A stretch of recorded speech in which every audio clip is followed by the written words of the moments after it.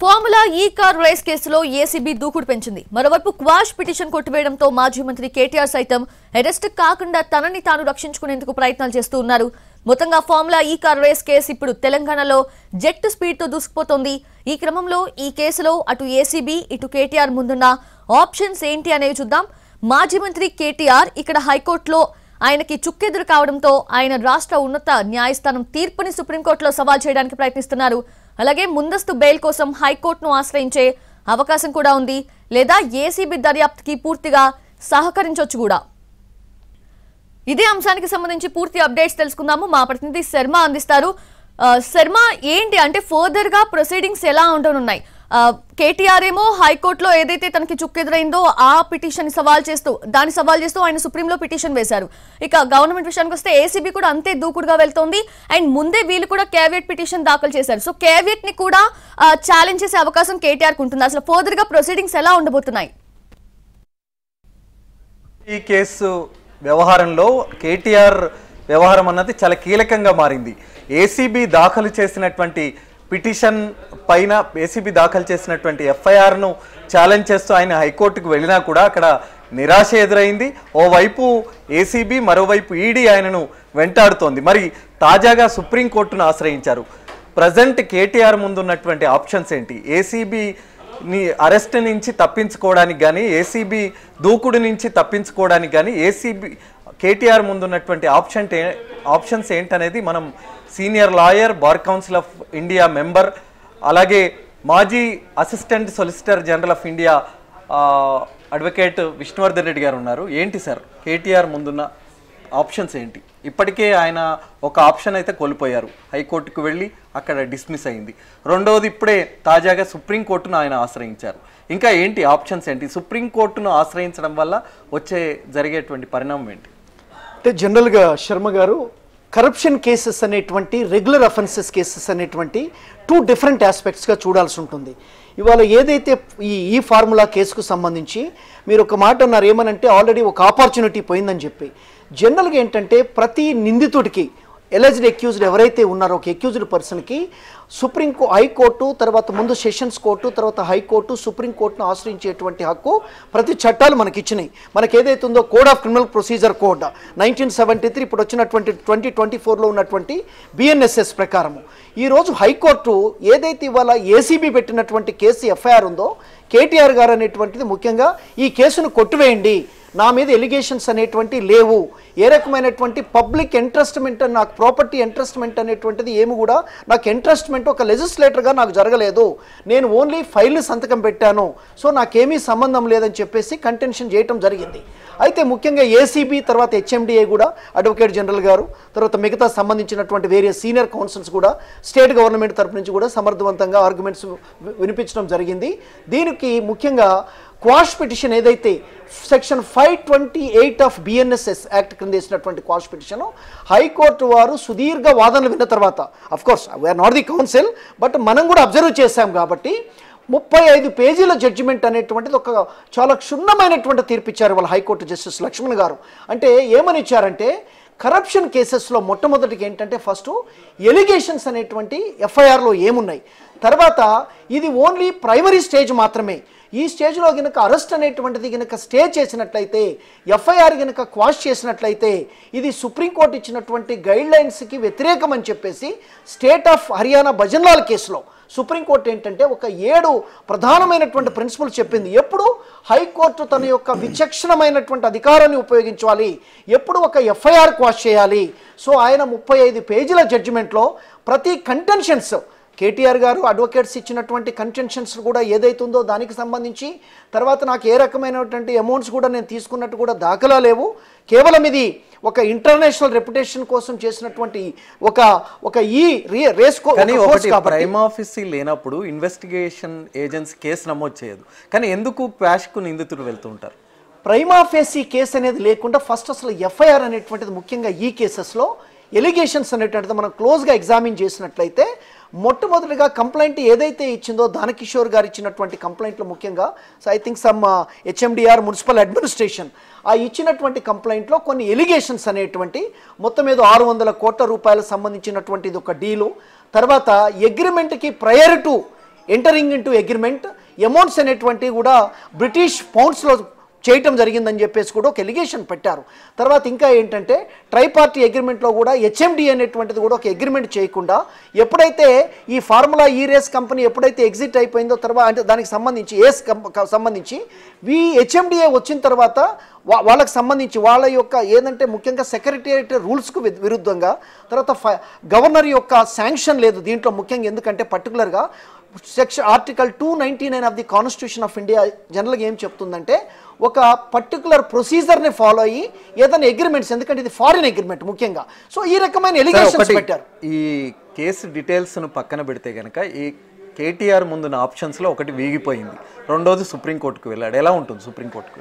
జనరల్గా కేటీఆర్ కానివ్వండి లేకపోతే ఇంకెవరైనా నిందితులు ఒక ఏసీబీ కేసులో హైకోర్టు క్వాష్ అనేటువంటిది డిస్మిస్ అయిపోయిన తర్వాత ఖచ్చితంగా సుప్రీంకోర్టుకి ఎస్ఎల్పీకి పోయేటువంటి రైట్ అనేటువంటిది ఉంటుంది. దాని ప్రకారంగానే ఎస్ఎల్పీ క్రిమినల్ అనేటువంటిది ఇప్పుడు ఆల్రెడీ మన ఎన్టీవీ న్యూస్లోనే చూస్తున్నాము, ఆల్రెడీ ఫైల్ అయిపోయినట్టుగా, కేస్ డైరీ నెంబర్ కూడా వచ్చినట్లుగా, ఎందుకంటే ఏ వారు ఫైల్ చేస్తారు. అయితే ఇక్కడ ఏంటంటే ముఖ్యంగా సుప్రీంకోర్టులో ప్రొసీజరు హైకోర్టు ప్రొసీజర్లో కొంత డిఫరెంట్ అండ్ డిస్టింక్ట్ ఉంటుంది. ఏంటో డిఫరెంట్ అంటే హైకోర్టులో ఈరోజు ఫైల్ చేస్తే రేపు కేసు జడ్జి గారి ముందు లిస్ట్ అవుతుంది, ఎందుకంటే ఇక్కడ తక్కువ కేసెస్ ఉంటాయి మనకు. అక్కడ సుప్రీంకోర్టు అనగానే వేరియస్ స్టేట్స్ కాబట్టి అక్కడ ఏంటంటే జనరల్గా కేసు రావడానికి 10 నుంచి 15 రోజులు పడుతుంది, ఏది ప్రొసీజరల్గా. కానీ వీళ్ళు మన జనరల్గా ఏం చేస్తారంటే అర్జెన్సీ ఉన్నట్టయితే అరెస్ట్ కానీ డెమాలిషన్స్ కానీ అటువంటి వాటి ఉండేది క్రిమినల్ కేసు కాబట్టి రేపు ఉంది ఏంటంటే ఒక లెటర్ మూవ్ చేస్తారు. ఫస్ట్ ఏమనంటే దీంట్లో అర్జెన్సీ ఉందని చెప్పి రిజిస్ట్రార్కి ఇది అర్జెంటుగా పోస్ట్ చేయమని చెప్పి జనరల్గా ఏంటంటే అది ఎవరన్నా అది మెన్షన్ చేసిన తర్వాత చీఫ్ జస్టిస్ గారి గురించి ముందు కొద్దిగా బిగ్ హెడ్స్ కొద్దిగా పెద్ద అయితే ఫైల్ చేశారు, రేపు విచారణకు వచ్చే రేపు విచారణ కంటే కూడా రేపు ముందు మెన్షన్ చేస్తారు. ఫైల్ చేసినంత మాత్రాన ఇమీడియట్గా రాదు, it takes minimum 1 week to 10 days. Advocate on record ఎవరైతే ఉన్నారో ఒక సీనియర్ కౌన్సిల్ ద్వారా ఎవరైతే కొంచెం బిగ్ హెడ్స్ ఉన్నారో వాళ్ళ ద్వారా మెన్షన్ చేస్తే చీఫ్ జస్టిస్ గారు సాటిస్ఫై అయితే వారంలో 2 days మెన్షనింగ్ మాత్రమే సుప్రీంకోర్టులో ఇప్పుడు వచ్చిన కొత్త చీఫ్ జస్టిస్ గారి ప్రకారం. సో నాకు తెలిసినంత వరకు రేపు మెన్షన్ చేస్తారు. అర్జెన్సీ కనుక ఉందని కనుక చీఫ్ జస్టిస్ గారికి అనిపించినట్టయితే ఖచ్చితంగా పర్మిషన్ ఇవ్వచ్చు, లేకపోతే కూడా లెట్ ఇట్ బి లిస్టెడ్ అని ఒక పర్టికులర్ డేట్ ఇవ్వచ్చు, లేకపోతే రొటీన్గా కూడా రావచ్చు. ఎందుకు కేవియట్ ఏసీబీ వేసింది అంటే జనరల్గా ఏ కేసుల్లో కూడా సుప్రీంకోర్టులో కేవియట్ వేసినటువంటి సందర్భాలు ఎక్కువ లేవు, ఈ కేసులో పర్టికులర్గా కేవియట్ వేయడానికి కారణం జనరల్గా కేటీఆర్ గారు కూడా రెమెడీస్ కోసము అంటే న్యాయానికి సంబంధించి ఎంత నాకు రిలీఫ్ రావాలని ఫైట్ చేస్తున్నారో స్టేట్ గవర్నమెంట్ కూడా ఈక్వల్గా ఫైట్ చేస్తుంది. ఎందుకంటే స్టేట్ గవర్నమెంట్ ఒకసారి కరప్షన్ కేసు బుక్ చేసిన తర్వాత ఆ కేసు వీగిపోకుండా అన్ని ప్రయత్నాలు చేస్తుంది జనరల్గా, ఎందుకంటే అదర్వైజ్ గవర్నమెంట్ విల్ బి జనరల్గా డిఫేమ్ అవుతుంది కాబట్టి, డిపార్ట్మెంట్ డిఫేమ్ అవుతుంది కాబట్టి, ఎందుకంటే ఏది లేకుండా ప్రాసిక్యూట్ చేస్తే కూడా కాదు కాబట్టి జనరల్గా ఏంటంటే సుప్రీంకోర్టులో కేవియట్ అనేది ఎందుకు వేస్తారంటే ప్రతి కేసులో కూడా స్టేట్ గవర్నమెంట్కి బిఫోర్ ఫైలింగ్ నోటీస్ ఇవ్వాల్సిన అవసరం లేదు, మ్యాండేటరీ లేదు. సో అందుకని ఏం చేస్తారంటే అర్జెన్సీ ఉందని చెప్పి ముందు ఎస్ఎల్పి నెంబర్ చేసుకొని ఆర్గ్యుమెంట్ చేసి స్టే తీసుకొని నోటీస్ ఇష్యూ చేయించవచ్చు.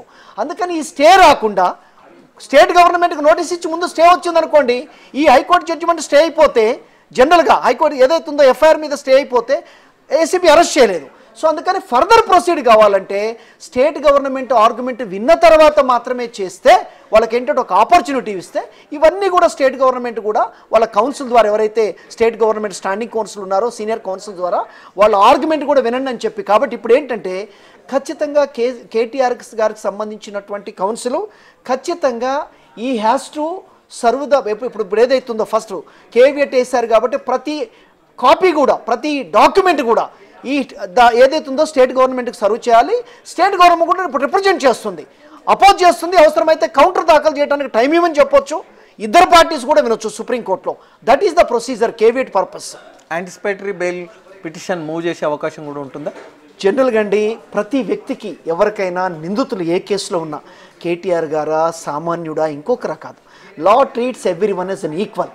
సో అటువంటి సందర్భంలో నేనేమంటున్నానంటే ఇప్పుడు క్వాష్ అనేటువంటిది ఏంటంటే నేను చెప్పినాను ఇప్పుడే 7 ప్రిన్సిపల్స్ ఏదైతే ఉందో అంటే కంప్లీట్గా abusing the process of law చేసినప్పుడు మాత్రమే కేసు ఎఫ్ఐఆర్ అనేటువంటిది క్వాష్ అవుతుంది.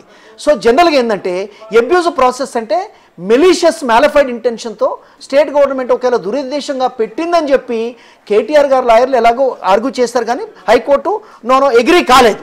సో 35 పేజీల డీటెయిల్డ్ జడ్జిమెంట్ ఇచ్చారు కాబట్టి ఇప్పుడు ఏంటంటే ఆప్షన్ ఏంటంటే సెక్షన్ 482 BNSS కింద యాంటిసిపేటరీ బెయిల్ అనేటువంటిది అప్లై చేసుకునేటువంటి హక్కు ఉంది. ఇప్పుడు ఆల్రెడీ ఎస్ఎల్పికి పోతున్నారు కాబట్టి సైమల్టేనియస్గా యాంటిసిపేటరీ బెయిల్ వేయటానికి ఉండదు. ఐదర్ ఎస్ఎల్పి డిస్మిస్ అన్న కావాలి, లేకపోతే స్టే అన్న రావాలి, కానీ రెండు సైమల్టేనియస్గా. ఎందుకంటే ఒక్కసారి ఎపెక్స్ కోర్టుకి ఆ క్వాష్ పిటిషన్ని ఛాలెంజ్ చేసిన తర్వాత అది డిసైడ్ కాకముందు మళ్ళీ హైకోర్టు ఇక్కడ ఎంటర్టైన్ చేయదు, ఎందుకంటే matter will be sub judice before the Supreme Court. కాబట్టి ఇప్పుడు ఆప్షన్ అనేటువంటిది ఆ ఎస్ఎల్పి అయిన తర్వాత మళ్ళీ హైకోర్టులో సెక్షన్ 482 BNSS యాక్ట్ కింద కేటీఆర్ గారికి ఖచ్చితంగా సరే యాంటిసిపేటరీ బెయిల్ వస్తుందా రాదనేటువంటిది depends upon merits. Prima facie case తర్వాత వాళ్ళు కూడా కంటెన్షన్ చేస్తారు. కేటీఆర్ గారి తరపునటువంటి ఒక battery of team of lawyers, ఖచ్చితంగా ఎఫిషియెంట్ లాయర్స్, సుప్రీంకోర్టు లాయర్స్ వస్తున్నారు. At the same time advocate general గారు కూడా స్టేట్ గవర్నమెంట్ని రిప్రజెంట్ చేస్తారు కాబట్టి సమర్థవంతంగా జరుగుతాయి. ఒకటి హైకోర్టు క్వాష్ డిస్మిస్ చేసింది, రెండోది సుప్రీంకోర్టుకు వెళ్ళాడు. ఏంటి ఫర్దర్గా ఎటువంటి ఆప్షన్స్ అతనికి ఉండేటువంటి అవకాశం? జనరల్గా ఏంటంటే శర్మ గారు కరప్షన్ కేసెస్లో, అంటే నేను వేరే రకంగా కాదు, ఒక వ్యక్తికి ఫేవరా వ్యతిరేకం అనేటువంటిది కాదు. అంటే ఇక్కడ ఏసీబీ తన విచారణను కంటిన్యూ చేయొచ్చా? ఆల్రెడీ డిస్మిస్ అయింది, అక్కడ ఎస్ఎల్పి వేశాడు కాబట్టి ఏసీబీ దూకుడు పెంచే అవకాశం ఉంటుందా? ఈ రోజు వరకు శర్మ గారు హైకోర్టు వారు ఏం చెప్పారంటే, ఏదైతే హానరబుల్ జస్టిస్ లక్ష్మణ్ గారు ఇచ్చినటువంటి జడ్జిమెంట్ ఇచ్చేంత వరకు అరెస్ట్ చేయొద్దని చెప్పేసి ఇచ్చినటువంటి ఇనీషియల్ స్టే అనేటువంటిది ఎక్స్టెండ్ అయింది. ఈ రోజుతో కేసే డిస్మిస్ అయింది కాబట్టి స్టే లేదు. సుప్రీంకోర్టులో ఓన్లీ ఒక కేస్ డైరీ నెంబర్ వచ్చింది, ఏ రకమైన స్టే లేదు. ఈ మధ్య పీరియడ్లో కూడా ఏసీబీ వాళ్ళు అరెస్ట్ చేసేటువంటి అధికారం అయితే ఉంటుంది. అఫ్ కోర్స్ అది లీగల్ అరెస్టా ఇల్లీగల్ అరెస్టా, again it's a matter for adjudication by the courts. నేనేమంటున్నానంటే యాంటిసిపేటరీ బెయిల్స్ సంబంధించి పర్టికులర్గా కానీ ఈ జడ్జిమెంట్ ఈడీ కేసు విచారణ మీద ప్రభావం చూపే అవకాశం ఉంటుందా? ఖచ్చితంగా. ఎందుకంటున్నానంటే ఒకటి యాంటీ కరప్షన్ కేసుకు సంబంధించి ఏదైతుందో ACP is competent to summon, to investigate, to arrest the accused, provided వాళ్ళు కూడా ఏసీబీ కోర్టుని సాటిస్ఫై చేయాలి. ఏదైతే ఏసీబీ డిపార్ట్మెంట్ ఉందో రేపు రిమాండ్ చేస్తున్నా కానీ కేవలం తీసుకొచ్చి రిమాండ్ అని చెప్పేస్తే కాదు, ప్రైమా ఫేసీ కేసు ఉందని జడ్జి గారు కూడా సాటిస్ఫై కావాలి. సో స్టేట్ గవర్నమెంట్ నార్మల్గా ఈ అగ్రిమెంట్స్ అన్ని జనరల్గా పెడతారు, ఈ ఫండ్స్కి సంబంధించినటువంటి ఇష్యూస్ పెడతారు కాబట్టి జనరల్గా సాటిస్ఫై అయిన తర్వాతనే ఒకవేళ అరెస్ట్ అయితే రిమాండ్ జరుగుతుంది.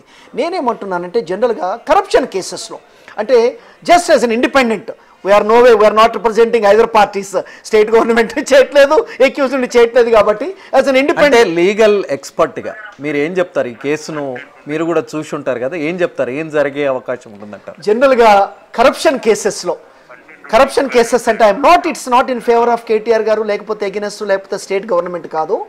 జనరల్గా ఒక 3 పేజీల సంబంధించినటువంటి ఒక కంప్లైంట్లో ఫండ్స్కు సంబంధించి ఎలిగేషన్స్ పెట్టినప్పుడు తర్వాత రూల్స్ అనేటువంటిది జనరల్గా శర్మ గారు secretariat rules, finance department approvals, తర్వాత ఆర్టికల్ 299 అనేటువంటిది కూడా వైలేట్ అయిందని చెప్పటము, తర్వాత there is a dishonest intention అనేటువంటిది ఉందని చెప్పారు, తర్వాత ఎంట్రస్ట్మెంట్ ఆఫ్ పబ్లిక్ ప్రాపర్టీని మిస్అప్రోప్రియేట్ చేశారనేటువంటి ఒక ఎలిగేషన్స్.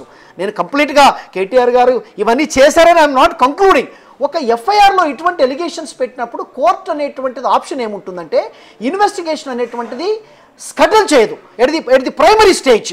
ఎందుకంటే ఇమీడియట్గా ఈ స్టేజ్లో క్వాష్ చేస్తే రేపు సుప్రీంకోర్టు ఏమవుతుందంటే ఫ్యాక్ట్స్ అనేటువంటి బయటికి రాదు కాబట్టి ఆనరబుల్ సుప్రీంకోర్టు కానీ హైకోర్ట్స్ కానీ వాళ్ళు చాలా రిలక్టెంట్గా ఉంటారు. ఎందుకంటే లెట్ ద ఇన్వెస్టిగేషన్ గో అనేటువంటి పరిస్థితి ఉంటుంది. కాబట్టి కరప్షన్ కేసెస్లో అంటే సుప్రీంకోర్టు కూడా చాలా సందర్భాల్లో చెప్పింది ఏమనంటే కరప్షన్ కేసెస్ని చాలా సీరియస్గా చూడాలని చెప్పా. అంటే కేటీఆర్ గారా ఇంకోరు, I'm not saying anything against A particular individual. కాబట్టి ఎఫ్ఐఆర్ ఉంది కాబట్టి అల్టిమేట్గా కలెక్షన్ ఆఫ్ ఎవిడెన్స్ అనేటువంటిది ఇంపార్టెంట్. కాబట్టి ఈ స్టేజ్లో నాకు తెలిసినంత వరకు అంటే జనరల్గా క్వాష్ అనేటువంటిది హైలీ ఇంపాసిబుల్, యాంటిసిపేటరీ అనేటువంటిది కూడా ఛాన్సెస్ చాలా తక్కువ ఉంటాయి. అఫ్కోర్స్ కొంతవరకు అయితే ఇనీషియల్గా ఇబ్బందులు అయితే కేటీఆర్ గారికి ఉంటాయి, తర్వాత ట్రయల్ అది వేరే విషయం. ట్రయల్లో కూడా మళ్ళీ ఏసీబీ కూడా స్పష్టంగా ఏ రకంగా ఇతనికి డిజానెస్ట్ ఇంటెన్షన్ ఉంది, 2022లో అగ్రిమెంట్ చేసినప్పుడు ఈయనకేమన్నా కరప్షన్ ఇంటెన్షన్ ఉందా, కాన్స్పిరసీలో అయినా భాగం ఉన్నారా, 409లో బ్రీచ్ ఆఫ్ ఇంట్రెస్ట్మెంట్ ఆఫ్ పబ్లిక్ ప్రాపర్టీలో ఈయనకు కూడా ఏమైనా హస్తం ఉందా, ఇవన్నీ కూడా ఎవిడెన్స్తో తీసుకొచ్చి రేపు బియాండ్ రీజనబుల్ డౌట్ అంటే ప్రతిదీ కూడా డాక్యుమెంటరీ ఎవిడెన్స్తో ఈయన రోల్ ఉన్నట్టు చేయగలిగితేనే రేపు కన్విక్షన్స్ వచ్చేటువంటి పరిస్థితి ఉంది. కాబట్టి ఈ స్టేజ్లో మాత్రం శర్మ గారు మీరు అడిగిన దానికి ఏదైతే హైకోర్టు కూడా చాలా సమర్థవంతంగా అంటే తీర్పు కాపీని చదివి ఉంటారు, ఏం ఫైండింగ్స్ ఉన్నాయి హైకోర్టు 35 పేజీల జడ్జిమెంట్లో జస్టిస్ లక్ష్మణ్ గారు చాలా ఎలాబరేట్గా డిస్కస్ చేశారు.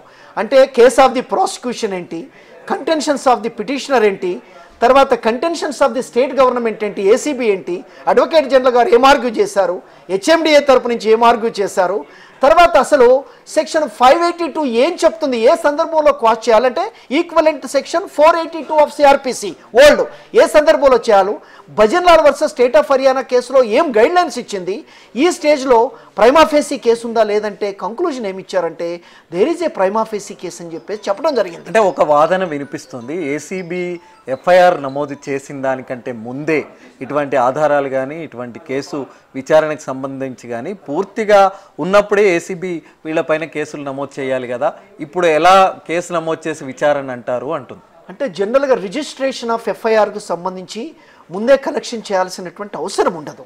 ఒకవేళ అనుకుంటే కూడా డిపార్ట్మెంట్ కలెక్షన్ చేసి విత్ పూర్తి ఆధారాలతో ముందు ఏదైనా ఒకరి మీద ఎంక్వైరీ చేయాలంటే first there must be some complaint లేకుండా department itself cannot do.